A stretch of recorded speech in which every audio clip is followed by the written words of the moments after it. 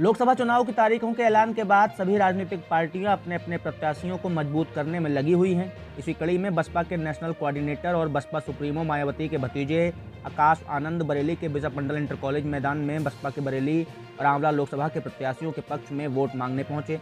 जनसभा में आकाश आनंद ने भाजपा, सपा और कांग्रेस पर जमकर निशाना साधा।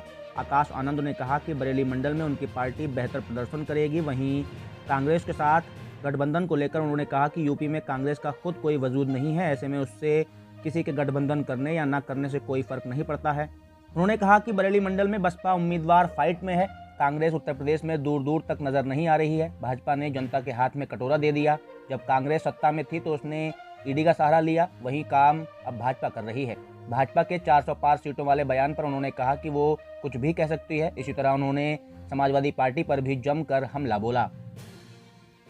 देखिए, हम कितनी सीटें जीतेंगे ये तो यहाँ की जनता डिसाइड करेगी। जो जिस तरीके से आपने आज यहाँ देखा कि किस तरीके से यहाँ पे भीड़ उमड़ी हुई है, तो हमें पूरी उम्मीद है कि यहाँ पे हम बहुत अच्छा प्रदर्शन देने वाले हैं। भाजपा कह रही यूपी में 80 के 80 सीटें जीतेंगे और देश में 400 का पार 400 पार। जिस तरीके से उनके काम है, वो 400 क्या 800 बना ले, उनका कोई हिसाब किताब नहीं होता।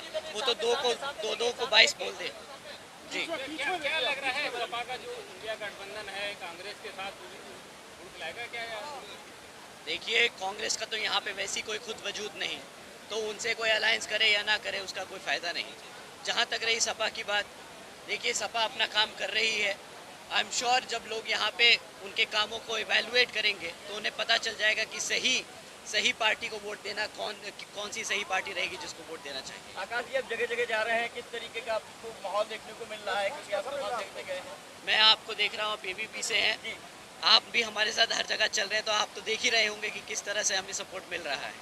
तो आपसे मिलकर बहुत अच्छा लगा।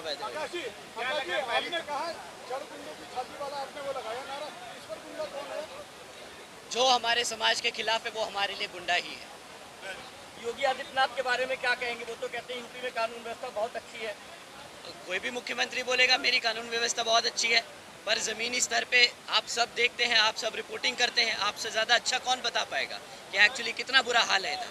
वो तो कहते हैं बहुजन समाज के चंद्रशेखर जी चुनाव लड़ रहे हैं, जी, उस बारे में आपका क्या सपोर्ट करेंगे?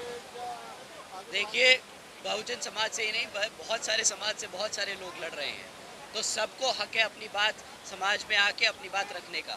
तो बिल्कुल आई एम श्योर अगर वो लड़ रहे होंगे तो कोई अच्छी चीज़ के लिए ही लड़ रहे होंगे, परंतु हमें पता है कि हमारी बहन जी क्या काम करती आई हैं और उन्होंने क्या काम किए हैं। हमारे को पूरा भरोसा है, हमारा समाज हमारे साथ खड़ा है। पर अलायंस ना करने का क्या मकसद रहा? किसी के संग गठबंधन नहीं किया आपने, वैसे अच्छा गठबंधन रहा है, कभी सपा से भाजपा के साथ भी रहे आप।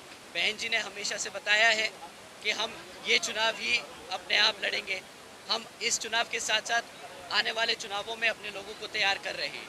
ये चुनाव एक तरीके से हमारी पार्टी के लिए अपने आप में एक टेस्ट है कि हम अपने कैडर को तैयार करें, अपने लोगों को फिर से उसी स्तर पे जोड़े जो हम पहले हुआ करते हैं।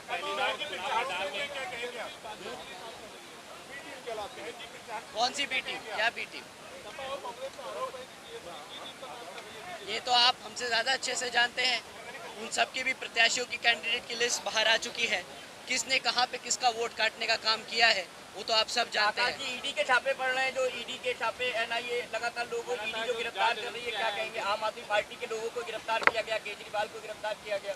सर, ये तो आप मेरे से ज़्यादा अच्छे से जानते हैं। जब कांग्रेस सत्ता में थी तो वो छापे मारती थी, वो ईडी का इस्तेमाल करती थी। आज भाजपा है, वो भी वही कर रही है। तो ये एक दूसरे के सब एक ही सिक्के के दो पहलू हैं, तो हम इनसे कोई बेहतर उम्मीद तो कर नहीं सकते। ये ज़रूर उम्मीद कर सकते कि हमारी जनता इस बार ही सही डिसीजन लेगी और सही पार्टी को सत्ता में बिठाने का काम करेगी।